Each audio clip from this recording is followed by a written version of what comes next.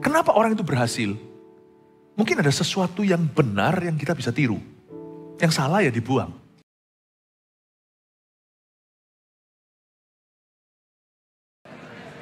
Puji Tuhan, praise the Lord. Silakan duduk ya. Seharian ini saya khotbah seperti retreat sehari. Beda-beda tentunya setiap ibadah. Kalau Anda ketinggalan satu, Anda sudah kehilangan semua. Jadi tolong didengarkan nanti ya, minggu ini perlahan-lahan. Kebaktian pertama, hidup ini terlalu singkat sebelum akhirat. Ada saran-saran praktis bahkan gimana mempersiapkan anak-anak kita kalau suatu hari kita mati. Ya, setiap orang tahu akan meninggal dunia. Gak ada salahnya persiapan. Kematian tidak tabu untuk dibicarakan. Kebaktian berikutnya, uang haram, visi butuh hikmat dan nostalgia yang salah. Saya jelaskan apa bedanya uang haram dan uang halal. Kutuk berkat mengikutinya. Penting untuk kita dengarkan. Kebaktian ketiga tadi, hari malang, hari mujur, dan keseimbangan. Dan banyak sekali wahyu-wahyu baru dan saran-saran praktis. Tolong dengarkan sendiri. Kebaktian kelima nanti itu 6-7 Pak Elianto dari Jakarta akan lanjutkan dengan firman yang betul-betul ada di hati Tuhan. Ya, kebaktian sekarang susahnya menemukan orang berhikmat. Mari kita sama-sama membuat komitmen. Di gereja ini kita bertumbuh dan berubah. Please jangan jadi orang Kristen biasa. Tuhan masih membangkitkan dan mengutus orang Majus. Ada berapa orang Majus di Alkitab waktu mereka datang mengunjungi Yesus? Ada bukan. Yang kepancing terlanjur sudah bilang enggak, tapi enggak apa-apa. Applause untuk usaha Anda. Yang ada itu 3 kado mereka, emas kemenyan mur, tapi Alkitab silent, tidak menyebut number atau secara numerik mereka berapa jumlahnya. Berarti orang Majus bisa aja banyak. Yang pasti Tuhan ingin membangkitkan lagi orang-orang yang berhikmat di dalam rumah tangga, di dunia kerja, dan di dalam pelayanan serta di gereja. Jangan nuntut orang lain sempurna. Minta aja Tuhan sempurnakan dirimu. Jangan menuntut suamimu berubah atau istrimu berubah dulu. Semua perubahan dimulai dari diri kita. Tuhan itu membagikan hikmat dengan cuma-cuma. Bahkan di surat Yakobus dikatakan kalau sana kurang hikmat mintalah. Tuhan tidak akan mengungkit-ungkit. Tuhan tidak akan mengulur-ngulur. Kalau minta hikmat Tuhan selalu menjawab iya. Karena hikmat itu tidak punya efek samping dan tidak bisa overdosis. Kalau kita minta harta gak tentu Tuhan berikan. Kadang-kadang ada orang kalau dikasih semua malah justru dia lupa, malah dia jatuh. Ya, tidak selalu berdoa kita itu terjawab seperti yang kita kehendaki. Kecuali kalau kita minta hikmat yang bermula dari takut akan Allah. Ku jawab iya, kata Tuhan. Karena hikmat itu tidak pernah salah. Susahnya menemukan orang berhikmat. Mari kita belajar dari curhatnya Salomo. Di Pengkhotbah pasal 7 ayat 23 sampai 29 saya bacakan dulu. Kesemuanya ini telah kuuji untuk mencapai hikmat. Kataku, aku hendak memperoleh hikmat. Tapi hikmat itu jauh daripadaku. Apa yang ada itu jauh dari dalam. Sangat dalam. Siapa yang dapat menemukannya? Aku tujukan perhatianku untuk memahami, menyelidiki dan mencari hikmat dan kesimpulan. Serta untuk mengetahui bahwa kefasikan itu kebodohan dan kebebalan itu kegilaan. Dan aku menemukan sesuatu yang lebih pahit daripada maut. Apa itu? Perempuan yang adalah jala. Yang hatinya adalah jerat dan tangannya adalah belenggu. Orang yang dikenan Allah terhindar daripadanya, tetapi orang yang berdosa ditangkapnya. Lihatlah, ini yang kudapati, kata pengkhotbah. Sementara menyatukan yang satu dengan yang lain untuk mendapat kesimpulan. Yang masih kucari tetapi tidak kudapati seorang laki-laki di antara 1000, tapi tidak kudapati seorang perempuan di antara mereka. Lihatlah hanya ini yang kudapati, bahwa Allah telah menjadikan manusia yang jujur, tapi mereka mencari banyak dalih. Susah dimengerti ya. Kita baca sekilas, aduh, what is this? Apa sih? Ini Salomo di akhir hayatnya setelah dia kecewa dengan kehidupan. Jangan lupa 1000 istrinya. 700 gundik, 299 istri plus 1 istri yang sah.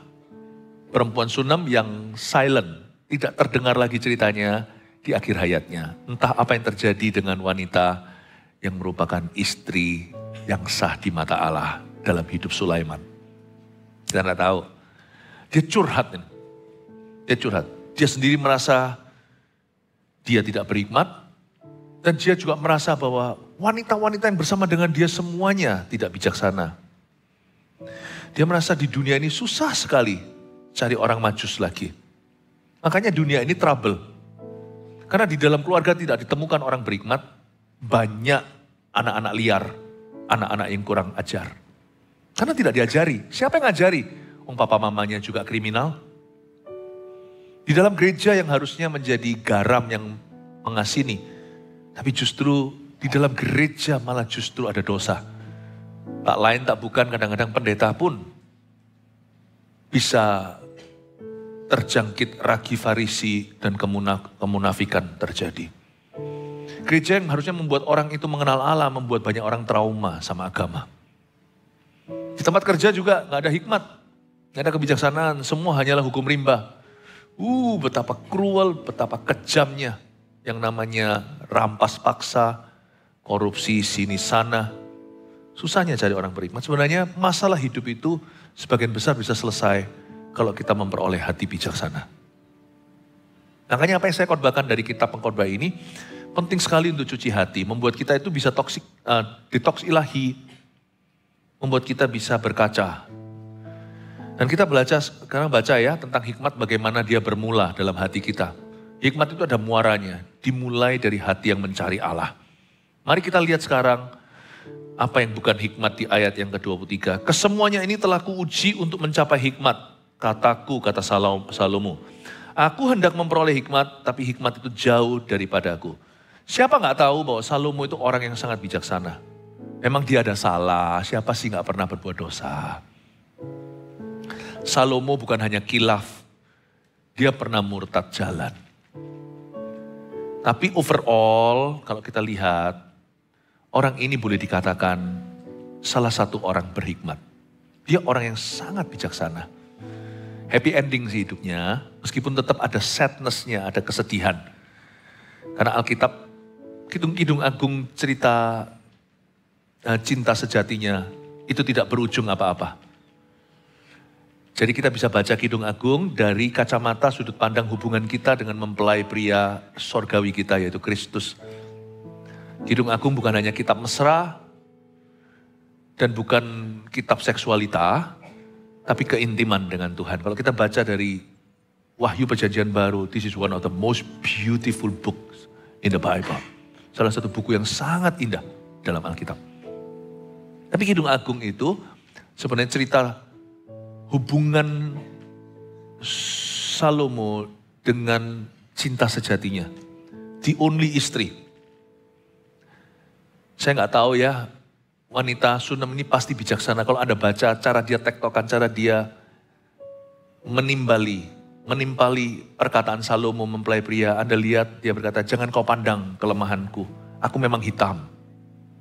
Ya, ini bukan bicara tentang kulit ya. Di zaman itu, perempuan-perempuan gadis istana itu semua harus fair skin. Tapi ini adalah seorang wanita pilihan Tuhan, malah justru dark skin. Karena dia itu anak gembala, dan dia kena terik matahari. Gadis Sunem ini, Shulamite woman, bahasa Inggrisnya. Justru yang jadi permaisuri, jadi queen. Bukan queen of tears. Ini queen beneran. Yang jadi ratu yang dipilih Tuhan itu justru bukan dark skin. Jadi jangan pedulikan diskriminasi duniawi. Di mata Allah semua orang punya kesempatan yang sama. Tuhan itu tidak rasis. Tuhan ciptakan semua ras manusia. Semua kita punya kesempatan yang sama. Jangan menghina dan juga jangan menyombongkan diri. Jangan merendahkan orang lain. Tuhan memilih ini. Tapi setelah jadi sama Salomo kianati dia sih. Berapa kali Salomo kianati dia? 999 times. 999 wanita. Tapi Salomo bertobat. Tapi orang ini tidak terdengar lagi setelah itu, tidak terlihat. Where was she at the end of Solomon's life? Mungkinkah dia sudah mati? Nggak ada yang tahu, saya nggak berani spekulasi. Matinya mungkin karena elus-elus dadah, nggak tahan punya suami gini ya bisa. Salomo mengalami proses yang menyakitkan, tetapi tetap ada happy ending karena dia bertobat. Boleh dikatakan Salomo adalah salah satu orang berhikmat. Hikmatnya tak diragukan. Kalau Anda lihat aja dari kompetensi ujian kemampuan, Salomo ini bisa macam-macam. Kalau Anda kira Salomo itu dikenal sebagai kontraktor, betul-betul arsitek. Dia itu luar dalam bukan hanya bangunan tapi dekorasinya. Ini orang membangun bait suci, coba Anda lihat bait suci itu tiada duanya. Zaman Salomo. Istananya aduhai kalau Anda baca. Itu orang ya mungkin marmernya itu match satu blok dengan blok lain itu dia harus sendiri. Orang ini spesifikasi. Salomo ini bukan makro manager, dia itu mikro manager tapi punya pikiran yang makro. Orang itu jarang, kalau sudah berpikiran besar dia tidak bisa berpikiran ke detil. Tapi ada orang yang detil orientasinya detail, dia biasanya tidak bisa lihat big picture atau gambar besarnya. Ini Salomo dua-duanya. Ini otak kiri kanan main semuanya dan dua-duanya jenius. Ini orang berhikmat, kau kira dia pintar matematika? Dia pintar musik juga. Salomo itu karang banyak lagu loh, kalau Anda baca juga ada beberapa. Belum lagi Amsal dia tulis buku. Dia ngerti tentang zoo. Di zaman dimana orang-orang belum mengerti, dia kumpulkan dari dunia, simpanse, merak, apa segalanya itu dibawa pada kapalnya. Dan dia ngerti perkapalan, dia ngerti perkebunan. Salomo itu suka sekali tanam-tanaman. Anda baca semua biografinya, semua cerita tentang Sulaiman, Anda akan kagum. Orang ini sangat berhikmat. Dengan semua hikmatnya di ujung hayatnya dia berkata begini, kataku, aku hendak memperoleh hikmat. Tetapi hikmat itu jauh daripadaku. Mari kita belajar sesuatu. Orang sebijak dia dengan semua plus minusnya ya. Orang yang berhikmat sungguhan itu gak akan merasa dirinya berhikmat. Makanya orang bodoh di dunia itu bukan orang bodoh, tapi orang yang sok pintar. Makanya kita itu kalau mau diberkati Tuhan dan kalau kita mau maju dalam sesuatu, kalau kita ada di depan jangan gaya, kalau kita ada di atas. Kita itu harus selalu menerapkan hati yang mudah diajar atau dalam bahasa Inggrisnya teachable spirit. Kita harus menerapkan dalam hidup kita sebuah kebiasaan disiplin tinggi untuk dengar-dengaran. Jangan merasa tahu apalagi sok tahu. You know, sikap ini dalam bahasa Inggrisnya seen that, done that, been there, all that. Aku pernah melihat itu, aku tahu segala sesuatu, pernah di sana, tidak ada yang baru. Aku tahu, lu enggak usah beritahu. Orang seperti itu mungkin pernah berhikmat, hari dia mengatakan itu setelahnya, dia akan jadi orang bodoh lagi. Sebenarnya di dunia ini tidak ada orang berhikmat. Yang ada adalah orang yang mudah diajar oleh Tuhan. Tapi juga jangan dengarkan semua, makanya itu semua firman hari ini saling melengkapi. Tadi di kebaktian sebelum ini saya jelaskan, pilih-pilih siapa yang kau dengarkan. Semua perkataan orang kau anggap serius, lama-lama depresi, lama-lama depresi Anda. Lama-lama stres sendiri. Jangan semua perkataan orang dimasukin hati, ngapain sih? Baik itu perkataan orang atau tulisan orang. Kritik itu ada yang membangun, kritik itu ada yang percuma, ada yang sia-sia. Ngapain dengarkan yang gitu? Toh orang kita sendiri seringkali asal komentar miring juga. Lalu setelah itu kita lupa apa yang tadi kita katakan. Kalau kita sendiri bisa lupa ngomong apa tentang orang, ya ngapain kita ingeti apa yang orang ngomong tentang kita? Mungkin mereka sendiri juga lupa. Makanya itu gak usah dengarkan semua orang. Tetapi kalau kita mendengarkan orang-orang tepat di hidup kita, kalau kita belajar dari Tuhan dan orang-orang yang punya sesuatu yang dari Roh Kudus untuk dibagikan ke kita, kalau kita menyimak baik-baik, hikmat hanya bisa bertambah, tidak berkurang. Susah memang cari orang berhikmat, tapi sama sekali tidak susah untuk bertumbuh dalam hikmat. Hikmat tidak diperoleh dengan cepat, hikmat itu diperoleh dengan lambat. Dia perlahan-lahan tapi pasti. Dia akan bertambah terus. Lihat orang ini, di ujung hayatnya orang paling berhikmat di dunia, bisa segala sesuatu. Dia berkata, aku hendak memperoleh hikmat, tapi hikmat itu jauh daripadaku. Justru orang yang merasa dirinya berhikmat itu adalah orang yang tidak berhikmat, tahu nggak saudara? Never have that attitude. Nggak peduli sana sesukses apa, bahkan sekaya apa. Jangan kau kira, kalau kita kira kalau kita kaya secara harta itu orang yang lebih miskin dari kita tidak bisa ajari kita sesuatu. Saya pernah didebat dengan dokter. Seorang dokter waktu itu di luar negeri ngomong sama saya. Nah dokter kalau ketemu pendeta kadang akur, kadang enggak. Dan akhirnya dokter itu cuman intinya berkata bahwa dia hanya mau dengar sesama dokter nasihat. Apalagi dokter yang anti dengan pendeta. Saya nggak bisa salahkan karena memang tidak semua pendeta mencerminkan Tuhan dengan baik. Unfortunately sayangnya. Ada juga pendeta yang kurang hikmat ya, kurang bijaksana. Jadi ngomong sama dokter itu ngeroh banget. Padahal dokter kan punya ilmiah. Sebenarnya tidak perlu keleskan, semua pengetahuan itu milik Tuhan. Apa-apa sangkal, enggak setan. Loh itu setan ini loh hasil MRI-nya. Ya kayak gitu-gitu kan buat muak ya. Akhirnya kan orang lain yang nabur salah, saya yang menuai, saya yang dicerca sama dokter itu. Tapi dia cerca orang yang salah, karena saya siap untuk yang beginian. Lalu dia ngomong demi ngomong gini, saya berkata, loh dok saya itu enggak pernah loh anti. Saya percaya mujizat, tapi saya selalu suruh semua orang yang kami doakan itu kembali ke dokter loh. Apapun saya selalu ngomong gini, apapun yang Tuhan lakukan secara ajaib, pasti akan lolos screeningnya dokter. Terus dia lihat saya. Tapi dokter kalau Anda cuma dengan ilmumu, Anda percaya cuma segitu, Anda merasa inilah dunia, seluruh dunia. Anda tidak memberi ruang pada Allah. Sedangkan dokter yang baik pun semuanya kan kalau mau fair-fairan.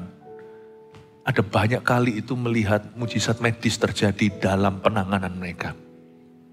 Ya kan? Di kemo berapa kali hilang padahal gak tentu loh itu. Itu kan semua ada yang namanya kedaulatan yang maha kuasa.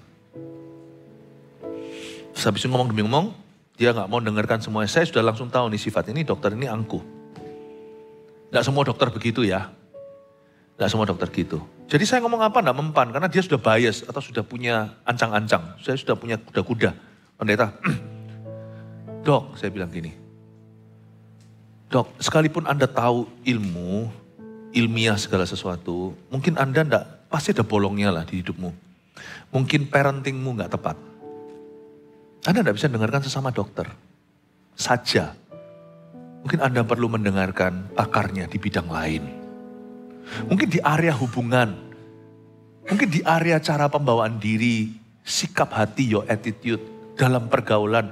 Tidak semua terjawab lewat ilmu kedokteran. Kalau dokter hanya mau dengarkan dokter, kecil duniamu. Didengarin saya, masuk akal. Saya juga mau fair-fairan. Pendeta kalau cuma dengerin pendeta. Saya kalau sakit saya ke dokter kok. Tapi saya tetap datang ke rekan-rekan pendeta untuk saya didoakan.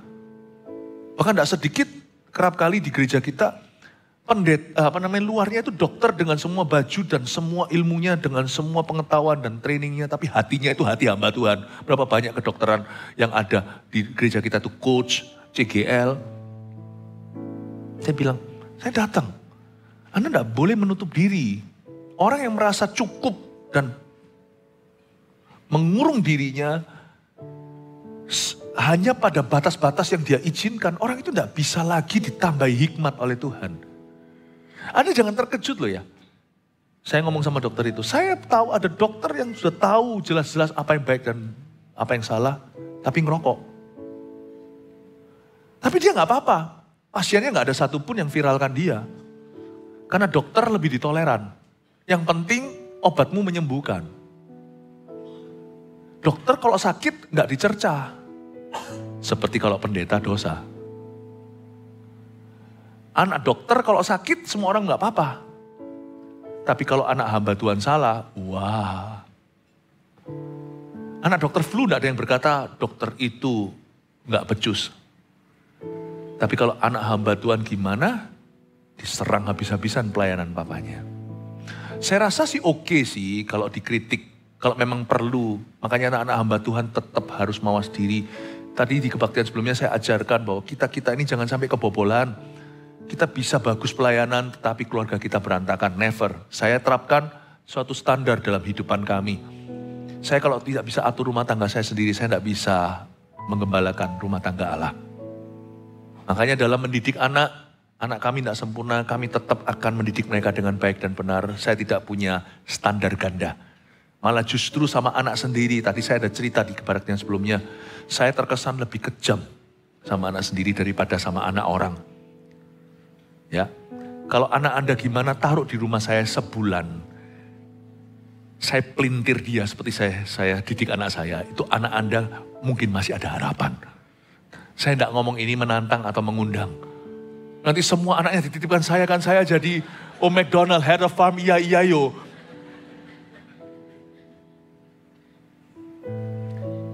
Saya ngomong sama dokter itu, saya beritahu, dok, jangan merasa dirimu berhikmat. Ilmumu itu adalah untuk obat, untuk menyembuhkan penyakit fisik. You mungkin tidak tahu jiwa orang. Terhentak dia, tidak pernah ada orang ngomong seperti itu sama dia. Akhirnya singkat cerita, pembicaraan kami berakhir dengan saya doakan dia.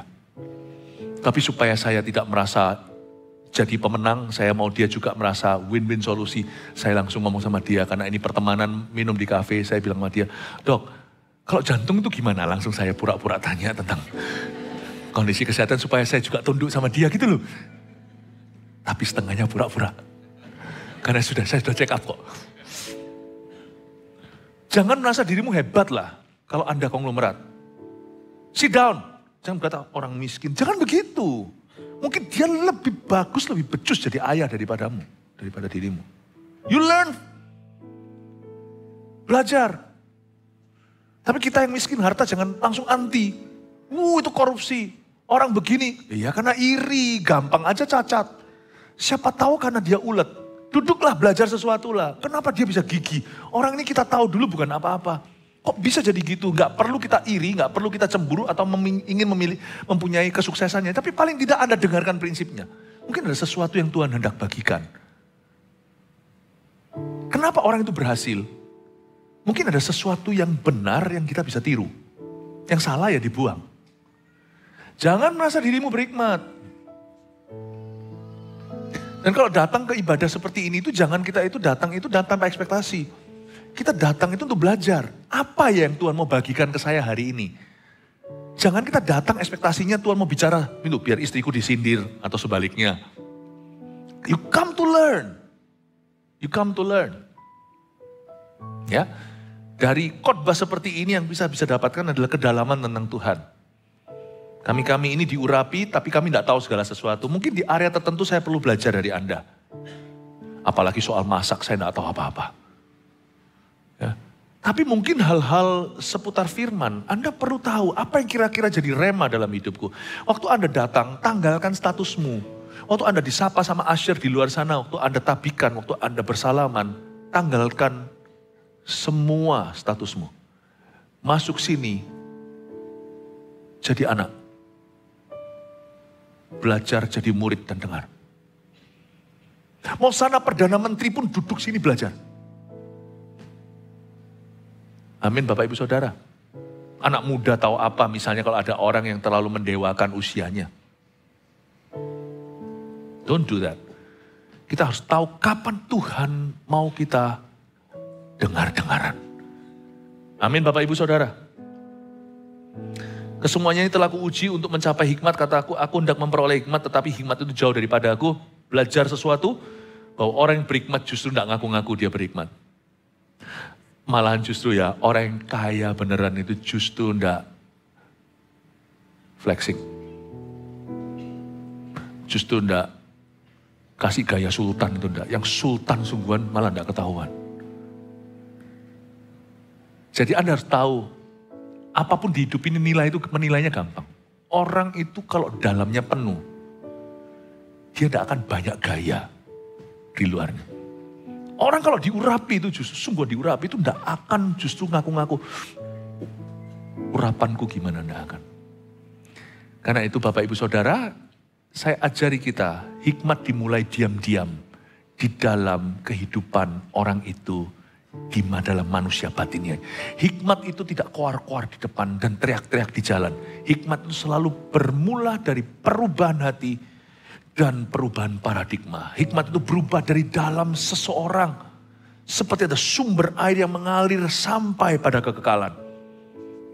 Itulah sebabnya jangan kau lewatkan masa-masa tenang atau saat-saat teduh di dalam hadirat Allah. Hikmat bermula dari situ. Hikmat tidak bermula dari aksi, action. Beraksi ketika Anda di luar sana penuh aktivitas. Wisdom cannot be found there. Only the manifestation of wisdom are seen. Yang bisa dilihat hanya manifestasi hikmat. Hikmat itu bermula selalu dari tempat privat. Kamar doa Anda. Dan waktu Anda baca firman, that's where wisdom begins. Disitulah God makes wise men. Disitulah Allah menjadikan orang majus. Di mana? Di kaki Kristus. Kalau Anda mau bertumbuh hikmatnya, tetap Kristus obatnya. Anda pengusaha, ibu rumah tangga, mahasiswa, politikus, apapun profesimu, selalu bermula dari kaki Kristus. Dari situ hikmatmu akan bertambah-tambah. Jangan kaget. Anda mungkin punya jualan online makanan, tapi waktu Anda dengan Tuhan, jangan Anda berkata, Yesus tahu apa soal masak-memasak. Belum tahu Anda. Pada waktu Yesus di pinggir pantai, panggil mereka, tebarkan, mereka dapat begitu banyak ikan, dikira nanti ikannya dipinjam, waktu sampai sudah ada ikan bakar gaya jimbaran. Lalu Yesus jamah hati Petrus dan berkata, kamu cinta aku 3 kali, aku cinta padamu, sampai nangis-nangis dia. Yesus berkata, gembalakan domba-dombaku. Anda kalau dekat Yesus, cuman 1 ayat gitu aja sederhana, tidak usah terlalu diartikan jauh. Nanti tiba-tiba Tuhan akan kasih Anda hikmat. Kamu kasih bumbu gini, kasih begini, kasih begitu. Tuhan itu bisa kasih kita hikmat tanpa seolah-olah dia bicara. Tiba-tiba keluar ide saja. Hikmat itu bermula dari kakinya Tuhan. Anda akan dikasih pengertian bagi orang yang membangun gedung dan sebagainya. Ini harus berapa paralelnya atau perbandingannya ini itu. Anda akan dapat hikmat-hikmat yang belum pernah ada. Karena Allah itu kaya dan dengan rahmatnya. Rugi orang yang tidak berdoa. Ada orang teman yang berkata, ngapain doa buang waktu, time is money, come on. Kalau tanpa Tuhan, sia-sialah engkau membangunnya. Time is money indeed, sungguhan. Tapi your time is money itu nanti di dalam speednya kuli. Tapi kalau dengan Tuhan, dalam speed multiplikasi. Kuli itu dalam bahasa Chinese sebenarnya, kata kuli itu sebenarnya dari bahasa Chinese. Kuli, pahit, tenaga pahit. Dengan kerja keras berkeringat, mati-matian banting tulang. Dengan Tuhan kerja keras tetap dapat, tetap juga diperlukan. Tapi hasil akhirnya bukan karena kerja kerasmu. Rasul-rasul itu, murid-murid Yesus memang sampai kerja keras untuk mengangkat semua ikan. Siapa sangka di dalam jala mereka 153 ikan gede-gede besar-besar seperti raksasa tuna. Itu bukan karena hasil kerjanya. Itu bukan karena guli atau kekuatan mereka. Itu karena multiplikasi Allah. Hikmat itu yang kau dapat melebihi emas, perak, dan permata. Umur panjang di tangan kanan, kekayaan hormat di tangan kiri. Itu bukan karena your kuli, bukan karena kekuatan manusia atau ngototmu. Itu karena berkat Allah, susah payah tidak menambahinya. Kasih tepuk tangan Tuhan. Anda akan heran. Ini bukan bicara tentang sukses materi, tapi penyertaan. Kenapa aku biasa dia Shekinah? Bedanya di tempat privat. Pergilah ke tempat dalam, tebarkan jala. Bedanya di kedalaman dengan Tuhan. Susah kayaknya aku tidak temu solusi. Cari Tuhan, coba. Cari Tuhan. Dan kerajaannya, serta kebenarannya. Coba nanti lihat. Apakah masih susah? Susah payahmu tidak menjadi kutuk. Susah payahmu itu menjadi berkat. Saya bukan bicara tentang materi sekali lagi berkata, tapi susah payahmu itu tidak sia-sia. Tidak seperti orang yang putar-putar di padang gurun, tidak kemana-mana. Mereka juga muter-muter, bedanya muter-muter di padang gurun dengan guli atau kekuatan sendiri. Adalah 40 tahun mereka keliling-keliling lalu semua mati. Guli satunya lagi kekuatan memang. Tetapi dengan rahmat Allah, muter-muter 1 hari sekali, 7 hari, hari ke-7, 7 kali, 6 hari sekali muter. Hari ke-7, 7 kali, 6 tambah 7, 13 kali. Yang satu muter 40 tahun, tidak kemana-mana, mati semua kecuali Kaleb dan Yosua. Yang satu muter 13 kali, roboh tuh Yeriko. Itu bedanya rahmat dengan tidak, itu bedanya biasa dan Shekinah. Sama-sama perlu kerja. Gak kerja gak usah makan, sama-sama perlu ngotot. Tapi yang satu ngototnya melahirkan angin. Yang satunya melahirkan anak. You pilih. Hikmat itu beda.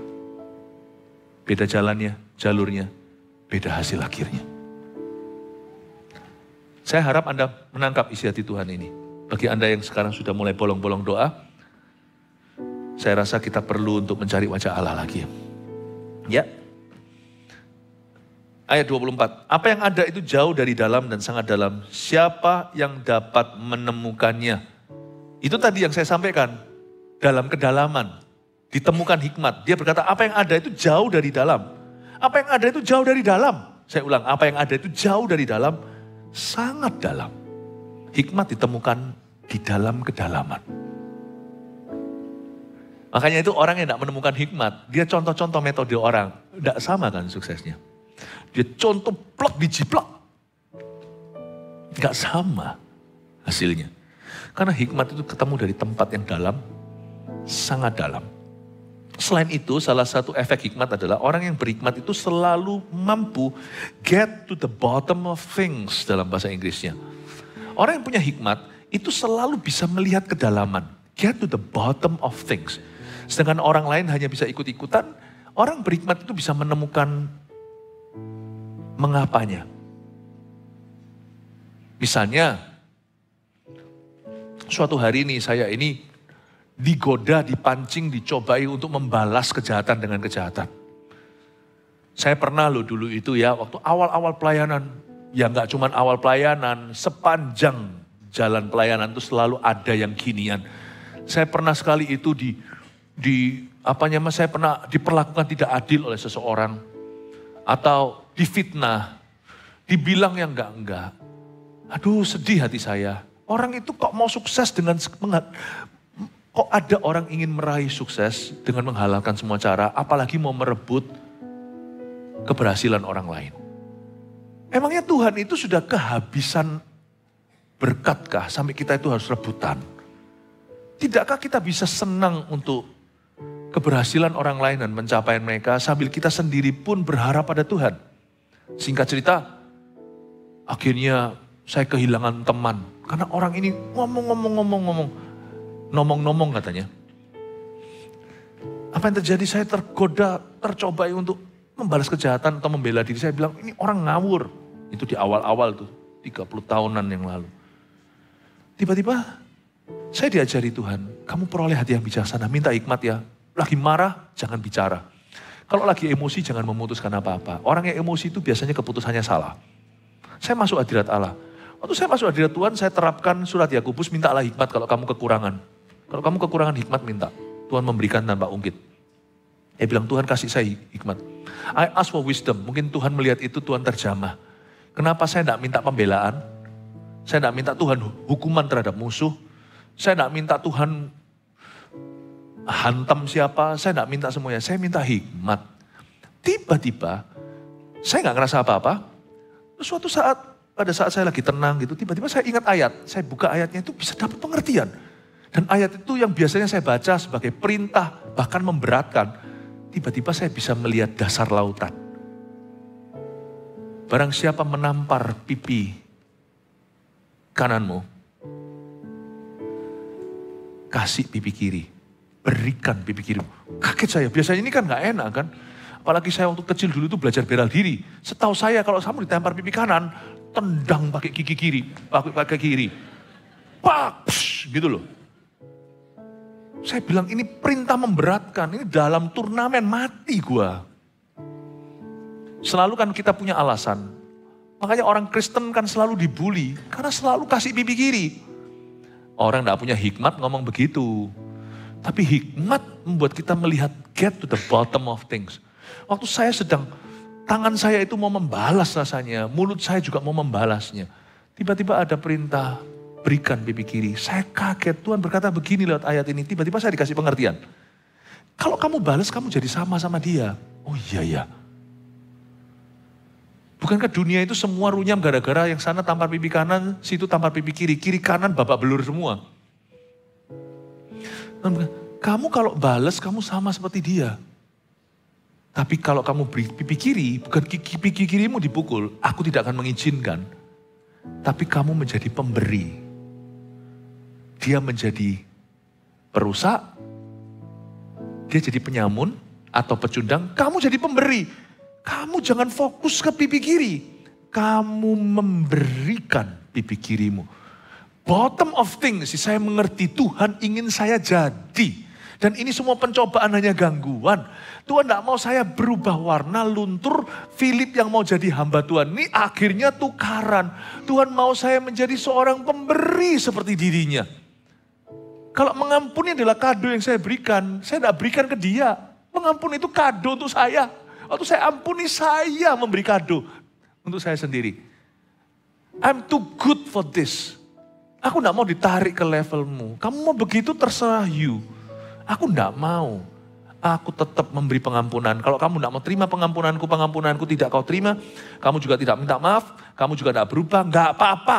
Kalau pengampunanku kuberikan kepadamu tidak disambut tangan. Maka pengampunan itu kuberikan kepadamu sebagai kado untukku. Aku akan jadi pemberi. Sorry ya. Kamu tidak bisa merusak saya lewat perbuatan jahatmu dan fitnahmu. To the bottom of things. Umur 18 saya bertobat, saya diajari. Tiba-tiba saya itu the bottom of things. Orang-orang semuanya pacaran itu karena senang. Semua makhluk biologi ke sana jatuh cinta, jatuh cinta, jatuh cinta. Ada orang yang gampang jatuh cinta dan gampang bosanan. Saya dulu juga tipe gitu. Saya itu cepat sekali. Kalau jatuh cinta enggak cepat sih. Cuman saya juga bisa berubah. Tapi hari itu saya tiba-tiba get to the bottom of things. Enggak ada yang ngajari saya, tiba-tiba saya mikir. Saya umur berapa ya mau menikah? 18 saya bertobat. Saya hitung-hitung, kira-kira masuk akal, gak usah mulu-mulu. Aku mau menikah, nanti umur 40, gak usah ngawur. Saya bilang kalau saya mau menikah umur 25, maka saya pacaran umur berapa? Get to the bottom of things. Mata bukan ketujuh pacaran. Bahkan sebelum pacaran sudah mikirkan pernikahan, meskipun kita gak tahu siapa yang kita nikahi. Tapi get to the bottom of things. Lihat dulu akhirnya tujuan lu apa. Baru siapkan hari ini ke situ. Itu hikmat. Makanya saya senang sekali kalau anak muda ke gereja menemukan hikmat. Karena hidupnya tidak akan ngawur. Paham Bapak Ibu Saudara? Susah menemukan orang berhikmat. Karena biasanya orang tidak mau mikir dalam-dalam. Tapi orang kalau ikut Tuhan akan menemukan. Aku tujukan perhatianku untuk memahami, menyelidiki dan mencari hikmat dan kesimpulan. Ayat 25. Serta untuk mengetahui bahwa kefasikan itu kebodohan dan kebebalan itu kegilaan. Ayat 25 itu simple ya. Salomo ini gak pinter untuk cerita. Dia ini cerita belum selesai udah kasih kesimpulan di depan. Ini kalau dia bikin drama Korea gak laku. Malah justru drama Korea lagi. Ini ada orang Korea nih. Drama Korea yang pernah saya lihat salah satu dulu yang zaman COVID. Nanti COVID masih kita lockdown. Berapa hari doang tapi kita bisa sikat habis. Setelah itu saya sibuk setengah mati di zaman COVID malah justru khotbah 18 kali seminggu. 18 kali itu khotbah baru. Bagus ujungnya. Loh kok gini? Kalau saya sebut kalimatnya Anda pasti tahu yang mana. Itu loh yang tabrakan di atasmu.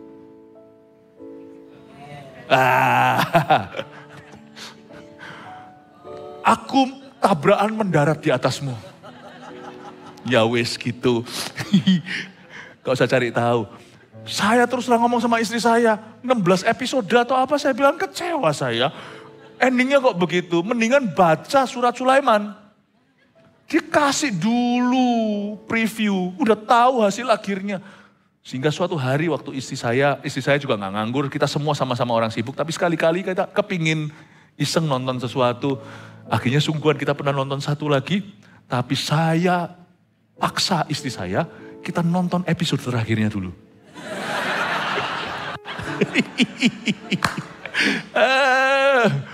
Akhirnya tak tonton dulu. Itu loh Air Mata Ratu.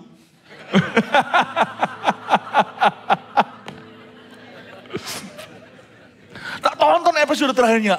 Lumayan. Ceweknya mati nih kayaknya. Mati tetapi akhirnya matinya tua. Saya kan teliti waktu sama istri saya lihat langsung kuburannya tulisannya berapa tahun berapa. Tak hitung matematika. Oh berarti dia sudah umur segini. Jadi dia punya kanker atau apa itu ternyata tidak membunuh dia di masa muda. Oke kalau gitu kita bisa tonton lanjut ini. Saya dirusak sudah. Karena saya sudah baca Alkitab itu semua jelas gitu loh. Drama-dramaan itu tidak suka. Raja Salomo itu langsung kasih kesimpulan. Coba Anda lihat tadi ayat 25, aku tunjukkan perhatianku untuk memahami, menyelidiki, bla bla bla, mencari hikmat kesimpulan. Langsung tak kasih kesimpulannya ya. Hikmat itu bermula dan berakhir pada takut akan Tuhan, sudah gitu aja. Hikmat itu bukan pintar. Dia itu bermula dari takut akan Allah, berakhir pada takut akan Tuhan, di tengah-tengah itu banyak hikmat kemampuan. Gitu loh, ya. Enak baca. Kita pengkhotbah ini, sudah diberitahu di depan. Haleluya. Nah sekarang mari kita lihat, ternyata yang nangis bukan cuma ratu, air mata ratu, tapi air mata raja. Kita ayat 26, dan aku menemukan sesuatu yang lebih pahit daripada maut. Ini Salomo mulai keluar traumanya. Perempuan yang adalah jala, sorry ya yang wanita, ini fair-fairan, laki juga salah. Cuman dia lagi menjelaskan sesuatu yang penting kita pahami dalam kacamata sudut pandang perjanjian baru. Dan aku menemukan sesuatu yang lebih pahit daripada maut. Perempuan yang adalah jala, yang hatinya adalah jerat, dan tangannya adalah belenggu. Orang yang dikenan Allah terhindar daripadanya. Tapi orang yang berdosa ditangkapnya. Salomo mengakui bahwa dia ketangkap 999 wanita. Dan tidak ada seorang pun yang bijaksana. Spekulasi saya, kemungkinan gadis Sunem itu mati muda. Atau dia mati, dia mati dulu. Salomo berkata, tidak ada satupun perempuan ini berhikmat bijaksana. Dia nggak salahkan sih, cuman dia curhat. Curcol nih ceritanya, dia berkata perempuan adalah jala, aku salah jalan. Aku pilih perempuan yang salah. Hampir 1000 istrinya, minus 1 yang sah, yang entah di mana. Buktinya Salomo pada akhir hidupnya tidak sukses. Dan juga penerusnya lebih bobrok lagi, Rehabeam yang memecah belah kerajaannya dari setengah. Salomo berkata, laki itu susah ya cari yang berhikmat sekarang. Sama susah atau lebih susah cari wanita yang berhikmat. Jangan marah dulu ya perempuan ya. Jangan rajami gembalamu di sini dengan batu. Perempuan dan laki-laki beda. Tapi saya harus mengaku bahwa kaum Adam kami ini tetap pengaruh wanita siapa di sisi. Itulah sebabnya standar hikmat perempuan itu beda dengan laki-laki. Laki-laki itu standar kepemimpinannya tinggi. Makanya laki harus jadi, jangan pacaran dulu. Kalau Anda punya anak muda, selesain kuliah. Gak telat nanti umur 22. Nah, zaman sekarang menikah umur 25 masih dini hari. 24, 25. Kapan pacaran 5-7 tahun? Ya, perempuan sih lebih cepat dapat hikmat. Karena itu perempuan harus langsung jalannya dari awal itu sungguh-sungguh dengan Tuhan. Karena nanti suatu hari kaulah pengaruh bagi laki-laki di sekelilingmu. Coba Anda pernah lihat, laki-laki hahihi keringatan semuanya ngomongnya gak keruan, tiba-tiba teman perempuannya datang langsung diam semua. Sepower ibu itu, hai kaum ibu-ibu. Tapi laki-laki kalau ada satu jadi pemimpin, itu lain. Saya gak merendahkan, meremehkan volunteer misalnya atau pemimpin. Bisa ada perempuan-perempuan yang berdoa semuanya, tapi coba Anda lihat, kalau ada satu laki-laki yang takut akan Tuhan, berwibawa, punya hikmat, bijaksanaan, apalagi karisma, langsung maju tuh pelayanannya. Satu cowok, jadi, udah gitu aja, gak usah dijelaskan. Satu jadi itu aduhai luar biasa. Ya. Tetapi Anda juga lihat pengaruh perempuan itu dahsyat. Aku menemukan sesuatu yang lebih pahit dari maut. Dengan kata lain, Salomo berkata, pria dan wanita berhikmat itu semakin langka di dunia. Langka banget. Apalagi perempuan. Lihatlah ini yang kudapati ayat 27 kata pengkhotbah, sementara menyatukan yang satu dengan yang lain untuk mendapat kesimpulan. Apa yang saya khotbahkan sekarang ini menyatukan satu dengan yang lain supaya Anda mendapat kesimpulan. Ayat 28, yang masih kucari tapi tidak kudapati seorang laki-laki di antara 1000. Dengarkan ya. Kudapati seorang laki-laki di antara 1000. Seperti yang saya katakan tadi, kalau satu aja jadi, luar biasa itu. Tapi tidak kudapati seorang perempuan di antara mereka. Ayat ini boleh membenarkan pepatah kalau dibalik setiap laki-laki yang berhasil, Anda pasti akan menemukan sosok perempuan yang berpengaruh di hidupnya. Entah itu istrinya, dan kalau dia bujangan, mamanya, pasti ada. Yang pasti bukan wanita-wanita, bukan perempuan-perempuan yang salah. Bukan wanita-wanita yang amoralita. Tapi pasti ada seorang figur. Paulus pun ada. Dia menyebut mamanya Alexander dan Rufus. Setelah mati para rasul ini, anak-anak muda ini diangkat dipakai Tuhan sebagai bapak-bapak gereja dalam sejarah. Ibunya ditulis di Roma 16 yang seperti mamaku sendiri kalau Anda baca. Paulus tidak punya istri. Tapi pasti ada pengaruh. Petrus juga bisa terus langgeng dalam pelayanan itu pasti ada istrinya. Istri Petrus tapi tidak pernah diceritakan. Suatu hari aja di sorga kita tahu. Tapi sejarah juga menceritakan bagaimana dia juga turut disalibkan. Tapi kita tidak tahu kebenarannya karena ini tradisi. Istri Petrus disalibkan itu Petrus yang memberi kekuatan. Be strong, honey. Kita tidak tahu kebenarannya. Saya tidak bisa mencetuskan itu sebagai kebenaran yang otentik dari firman karena kita tidak tahu kebenaran, kita tidak tahu realitanya, faktanya.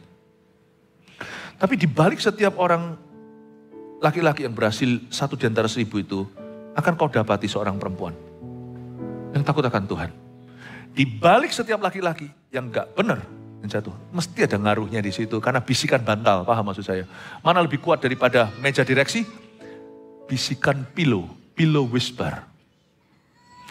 Seorang hamba Tuhan bagus. Dulu enggak pernah korupsi. Tapi istri terus PPI. Di sebelah bantal, more money. Tiba-tiba bisa money orientasi loh. Padahal dulunya murni. Dulu sesama rekan, misalnya saya ngomong aja yang langsung dalam dunia pelayanan. Kalau pelayanan bisa, berarti di dunia kerja juga lebih bisa.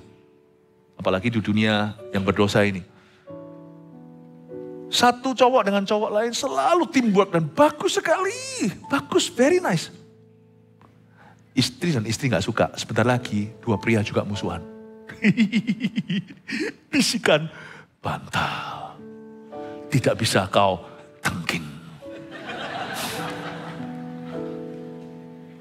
Saya pernah tegur hamba-hamba Tuhan. Ya, saya berkata, saya berhak ngomong gitu, kalau suami yang ngomong gitu, wah berabe, tukaran. Saya yang ngomong, sebagai mentor mereka, orang luar. Saya ngomong sama istrinya. Saya enggak urusi rumah tangga mereka, tapi kalau rumah tangga Allah, mereka campur-campuri. Saya turun tangan. Karena Musa itu adalah manajer rumah Allah. Saya bilang, dia tidak dengan kasar, tapi saya bilang, kamu berada di balik punggungnya suamimu. Kamu di balik punggungnya suamimu. Lu tidak usah pelayanan. Suamimu yang pelayanan, kamu dukung suamimu.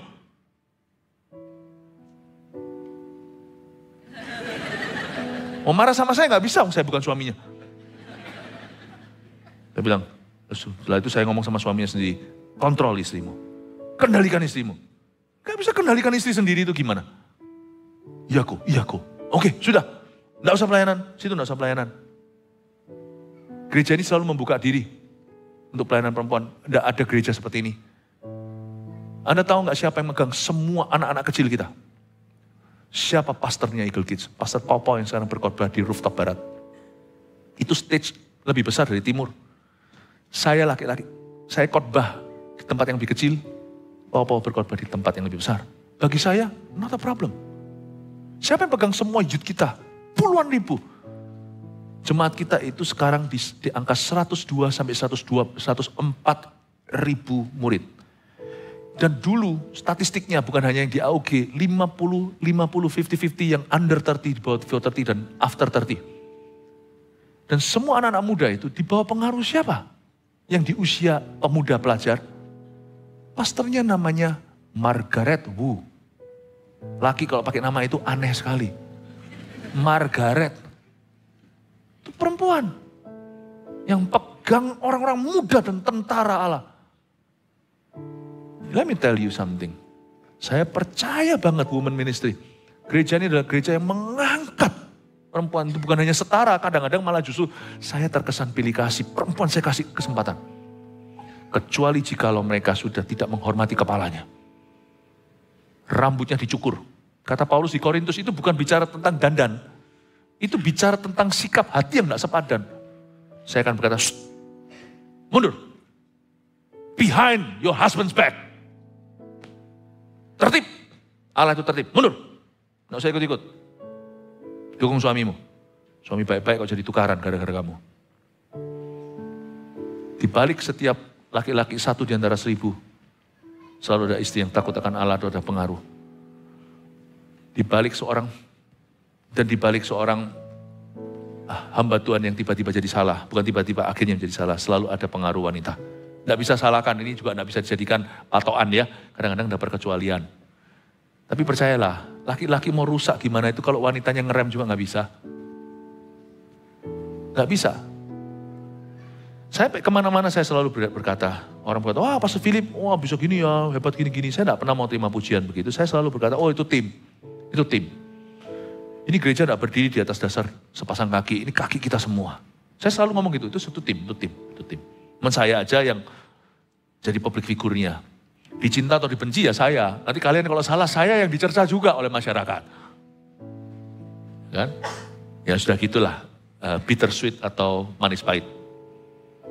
Tapi kalau saya ditanya lagi terus, kehidupan lebih pribadi lagi, saya bilang, oh no. Saya hari ini kalau tidak menikah dengan istri saya dapat istri yang salah, saya juga tidak akan bisa berakhir hari ini, seperti ini. Sungguhan, dia yang atur semua. Makanya orang kalau berkata, Pastor Philip, istrinya suruh nyanyi dong. Sudah ada banyak penyanyi. Tapi tidak ada satu pun bisa jadi istriku. Karena selain istriku, tadi kebaktian sebelumnya saya jelaskan, every other woman kecuali my mom. Kecuali anak saya juga, putri saya, Vanessa, semua perempuan yang lain dalam hal eros atau dalam hal cinta yang seperti pada istri saya, sorry ya, every other woman is to me like a monkey. Harus begitu. Orang yang menikah harus begitu, tapal kuda. Ya. Kenapa istrinya tidak disuruh khotbah? Istri saya mau khotbah, saya rasa bisa. Dia orang yang excellent kalau dia mau. Ngapain? Sudah banyak. Because dia hanya bisa lakukan apa yang dia lakukan yang orang lain tidak bisa dalam hidup saya. 27 departemen dia tangani semua. Ngatur semuanya, bangunan semuanya, PCM yang nanti berikutnya saya tidak tahu apa-apa. Semua bangunan 40 sekian semuanya di meja istri saya, atur semuanya dengan tim 1, tim A, tim B, meeting Selasa. Saya berkata, kamu kok jadi lebih busy dari aku. Yang atur semuanya. Baju aja saya tidak pernah mikiri. Ini batik sudah langsung disiapkan dengan celananya. Besok saya pakai apa? Masuk saya shopping. Anda pernah lihat saya shopping? Istriku semua bro. Istriku semua sis. Saya packing juga gak bisa. Ini selesai ini hari ini. Besok pagi saya sudah dari Singapura. Rabu saat teduh bersama. Pulang Singapura hari Jumat. Sabtu AOG 2 kali. Minggu saya khotbah di rooftop. Lalu ketemu dengan tamu-tamu. Senin saya langsung ke Tanah Karo. Tanah Karo di Medan. Belasan ribu orang Batak sudah menunggu. Dalam sebuah KKR outdoor atau di luar. Pulang dari Karo. Karo sopo? Saya tidak tahu.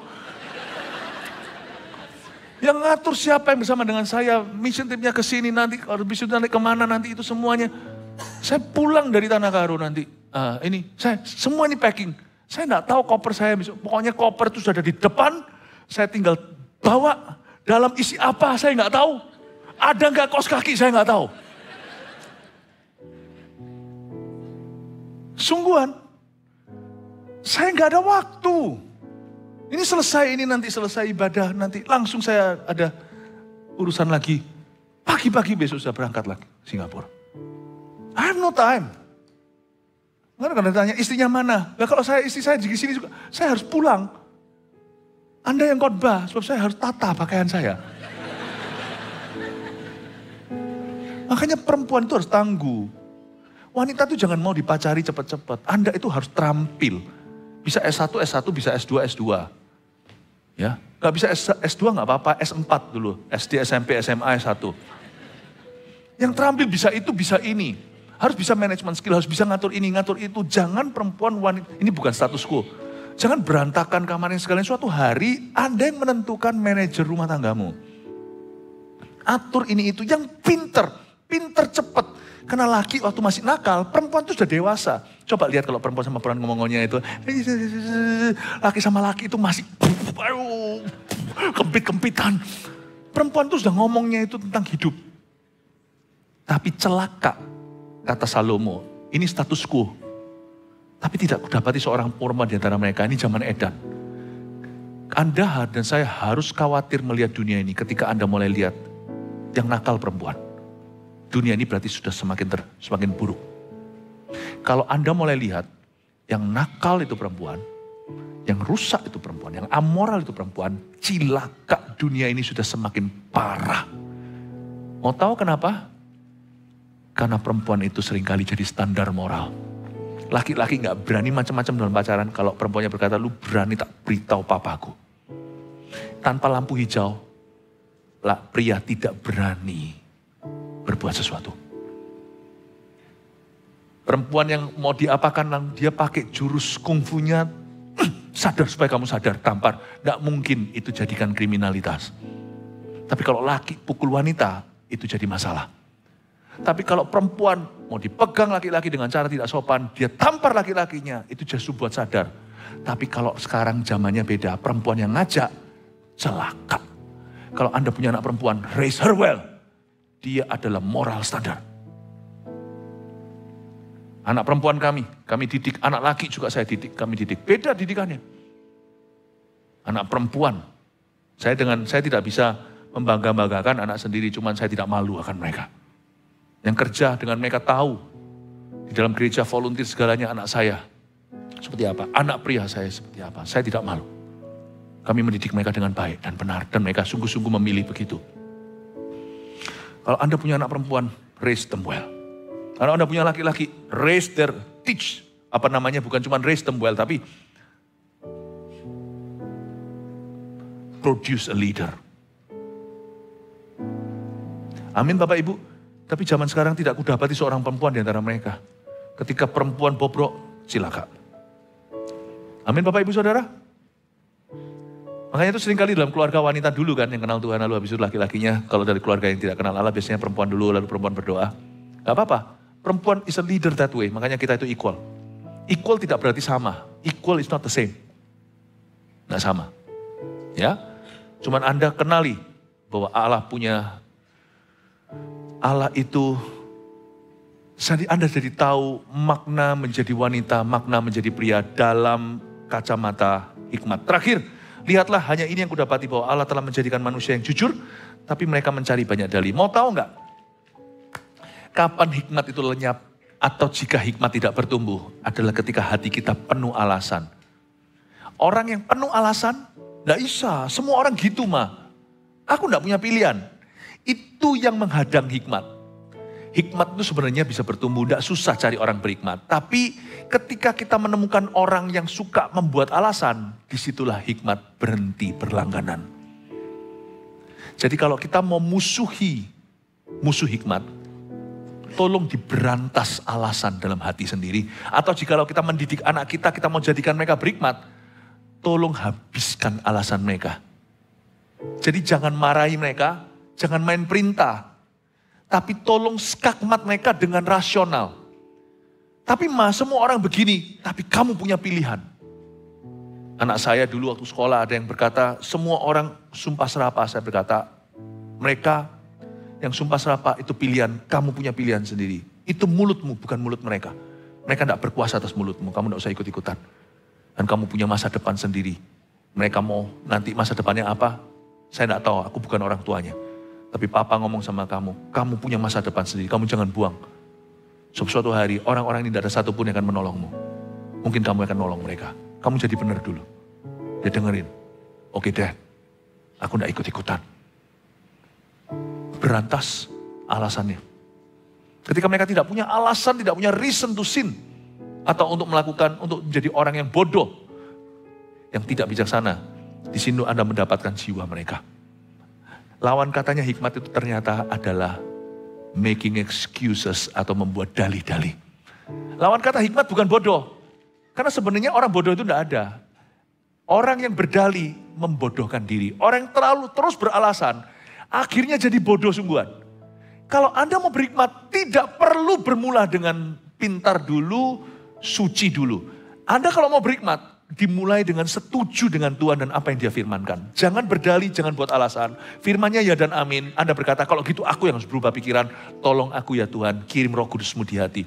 Kalau kita tidak berdalih, hikmat akan tumbuh dan tambah sendiri. 3 poin sini Anda bawa pulang ke rumah sebagai review yang kita pelajari. Nomor 1, apa sih susahnya menemukan orang berhikmat itu seperti apa?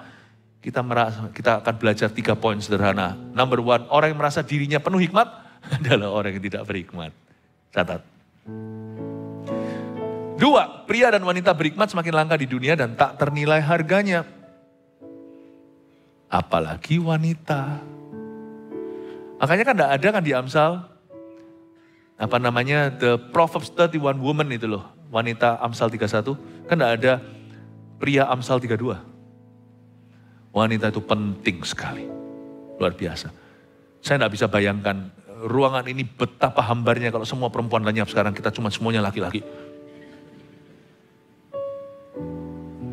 Gereja kita juga bisa sih ngadakan apa yang cuma laki-laki doang. Saya rasa enggak lah. Menurut saya kita bertumbuh bersama lebih indah sih pria dan wanita. Daripada kita just men's group itu. Ya enggak apa-apa kalau ada di luar sana. Tapi gereja kita enggak ikut-ikutan. Kita punya pengahyuan sendiri. I think it's okay kita tuh laki perempuan gini bertumbuh sama-sama. Kenapa sih kalau yang perempuannya itu mau tumbuh semua itu laki-lakinya suruh pergi semua. Cuma perempuan-perempuan numpi. Enggak enak juga dilihat sih. Kalau siang-siang misalnya mereka kumpul-kumpul restoran semuanya gitu ya enggak apa-apa. Tapi kan itu enggak lengkap. Itu nggak tentu suaminya gimana. Alangkah baiknya kalau suami istri itu sama-sama. Makanya di CG itu cukup memadai. Saya rasa itu cukup. Di gereja kita nggak perlu khusus men's ministry atau women's ministry. I think our ministry is fine, thank you. Pria dan wanita berhikmat semakin langka di dunia dan tak ternilai harganya. Yang 3, lawan kata hikmat adalah dali-dali atau alasan dibuat-buat. Tanpa ini Anda hikmatnya akan bertumbuh dan bertambah sendiri. Silakan difoto ya. Masukkan juga mungkin. Saya juga boleh masuk ya. Thank you ya, beritahu masih ada 3 sesi lagi setelah ini kebaktian berikutnya. Lalu masih ada 2 lagi dengan Pak Elianto. Saya percaya GMS Timur hari ini penuh dengan orang-orang Majus. Hari ini akan dibangkitkan orang-orang yang seperti Kristus. Haleluya, kasih tepuk tangan untuk Tuhan. Mari kita semua bangkit berdiri.